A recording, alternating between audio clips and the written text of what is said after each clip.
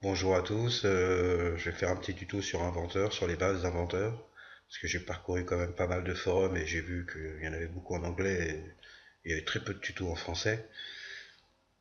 Donc je vais commencer par expliquer le projet, ce qui est très important, le dossier projet qu'on va créer pour toutes les pièces et les ensembles. Donc on va déjà commencer par créer le dossier projet. Donc dans l'ordinateur, hein, directement à la racine de C.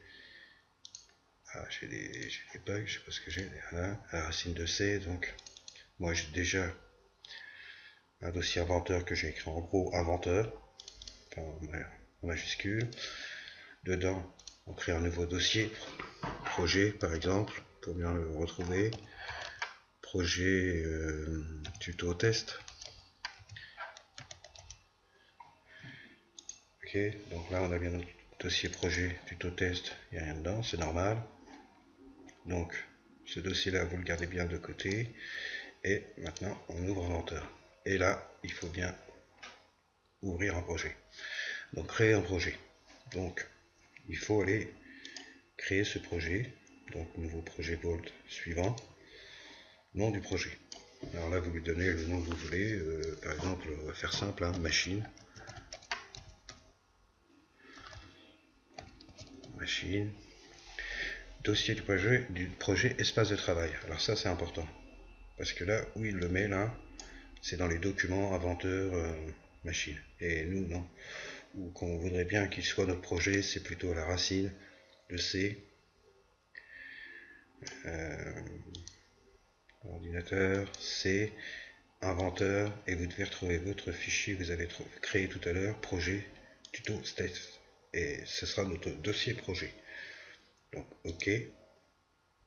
Donc, c'est inventeur, projet, voilà le chemin. Donc, OK, suivant, terminé. Donc là, on est bien sur le projet, c'est inventeur, projet, tuto, test. Donc là, vous pouvez faire terminer. Voilà. À partir de là, on retourne voir notre dossier qu'on a créé, dans inventeur, test, et on se rend compte que ce fichier-là, l'IPJ, est très important. Et all version aussi, c'est nos dossiers projet. Donc, chaque pièce que l'on va créer sera dans ce dossier-là. Et importer aussi via Traspar ou d'autres sites de téléchargement de pièces 3D. Donc, ce dossier-là, je conseille de le laisser toujours ouvert parce qu'on en a toujours besoin. Donc, inventeur. Bon, pour créer une nouvelle pièce, nouveau. Bon, ça me paraît. Alors, c'est un standard pour les tôles, on verra après, les ensembles aussi. Donc, standard.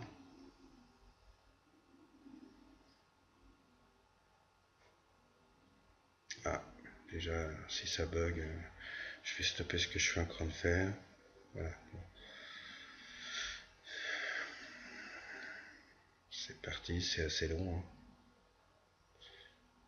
Normalement, c'est un peu plus rapide. Je sais pas ce qu'il y a aujourd'hui.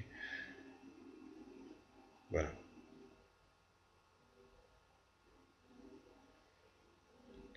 Voilà. Donc, on se retrouve avec une page comme ça. Donc, la pièce qui est ici, qui est nommée pièce 1, toujours, hein. Donc, on va faire une nouvelle esquisse. On choisit le plan qu'on veut. Moi, par principe, je prends toujours celui-ci. Donc, on va commencer par faire par exemple un cercle, enfin un cylindre. Là, si vous voulez mettre la taille, vous la mettez direct. Entrée. Vous avez la taille. Si vous voulez modifier cette taille, vous cliquez dessus et là vous modifiez et vous passez à 30. Bon, ça c'est pour le diamètre. Si vous voulez faire maintenant une extrusion, terminer l'esquisse. Extrusion. Okay.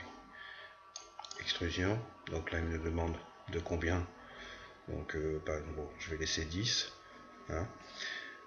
J'aurais pu la faire de l'autre côté, de ce côté-là. C'est pareil, mais des fois ça peut changer, hein, ça peut être utile. Donc OK. Ok, donc voilà notre pièce.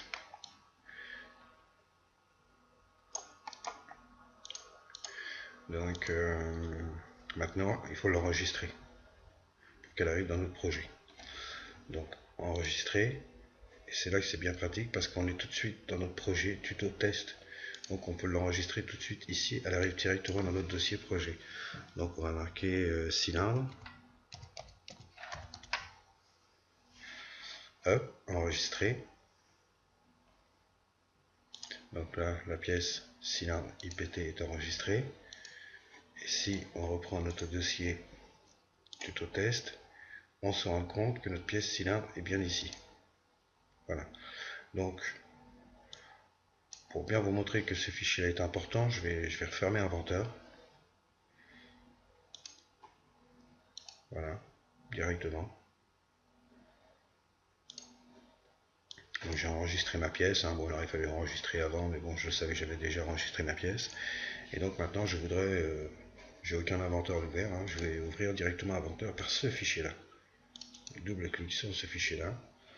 Ça fait que là, je travaille directement dans mon projet et dans mon dossier. Donc toutes les pièces que j'enregistre ne peuvent pas aller autre part.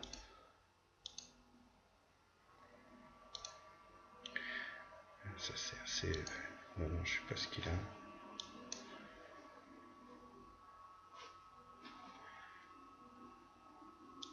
Ok, ouvrir.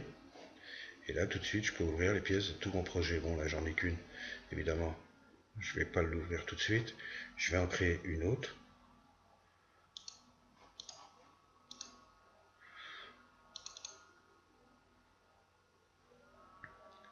Donc, c'est toujours le même principe. Là, c'est pour expliquer un peu l'ensemble. Et je vais créer une nouvelle esquisse.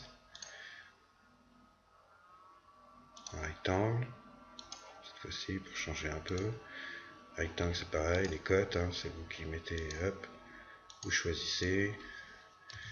20.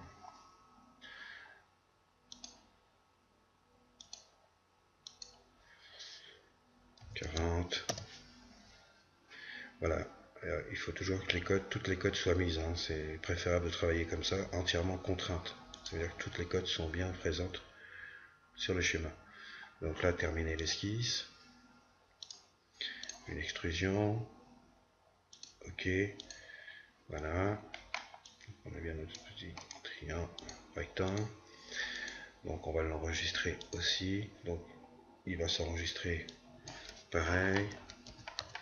Donc là, c'est vraiment les bases pour bien comprendre l'importance du dossier projet.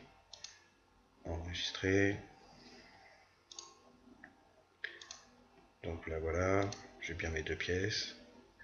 Et voilà, et le principe, c'est de créer maintenant un ensemble de ces deux pièces. Donc, je peux fermer ça. Donc, je fais nouveau. Donc, standard IAM. Vous voyez plusieurs cubes, c'est un ensemble de cubes. Donc, un ensemble.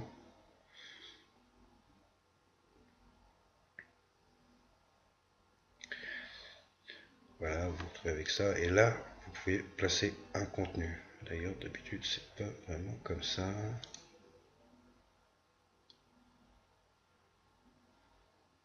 Non, c'est pas comme ça.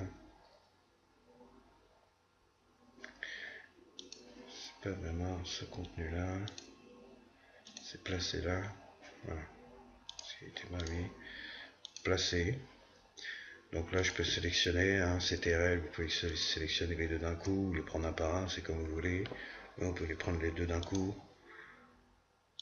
Oui, filigrane, parce que j'ai une version étudiante, donc voilà. Donc, vous vous retrouvez bien avec les cubes. Alors attention, ça veut dire que celui-là est bloqué. Généralement, la première pièce que l'on place est bloquée. Bon, vous pouvez la débloquer. Bon, voilà. Maintenant, est-ce que je peux changer les pièces l'une des autres dans cet ensemble? Alors, pour ça, le mieux, c'est de cliquer sur la pièce, de l'ouvrir. On se rend compte que j'ai mon ensemble et mon cylindre qui est ouvert.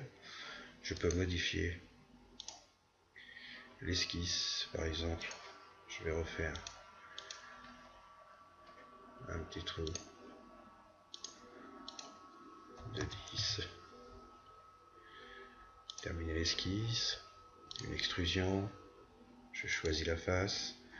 Alors vous voyez là, le repart, et moi je voudrais plutôt qu'elle aille dans l'autre sens, et que ça soit vide.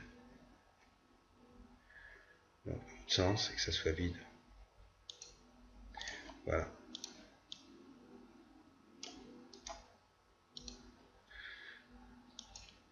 Donc, et dans l'ensemble, ça s'est modifié. Donc maintenant, ce qu'on peut avoir aussi, c'est par exemple, ce qui est important, c'est les plans de construction. Donc par exemple, celui-ci, si je veux qu'il soit visible, j'appuie ici, il sera visible. Et dans l'ensemble, je peux m'en servir par exemple pour, je vais ouvrir le rectangle, pour par exemple faire le milieu entre cette face-là et cette face-là. J'ai bien le milieu. Plan de construction, il apparaît bien. Et si par exemple je voulais mettre ce cylindre en plein milieu de celui-ci, donc je ferai une contrainte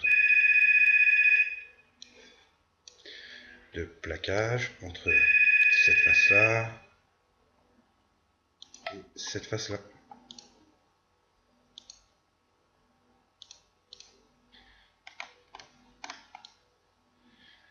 Donc ça c'est les bases, hein. C'est vraiment pour vous montrer. Et même si je changeais la couleur, il y a aussi les couleurs, hein, bien sûr. Alors moi je crois que je n'avais pas installée, donc je vais aller la chercher.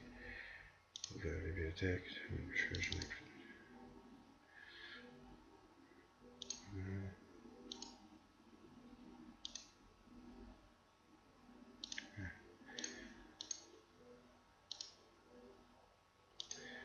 Ah bon, j'ai pris beige, j'ai pris n'importe quelle couleur.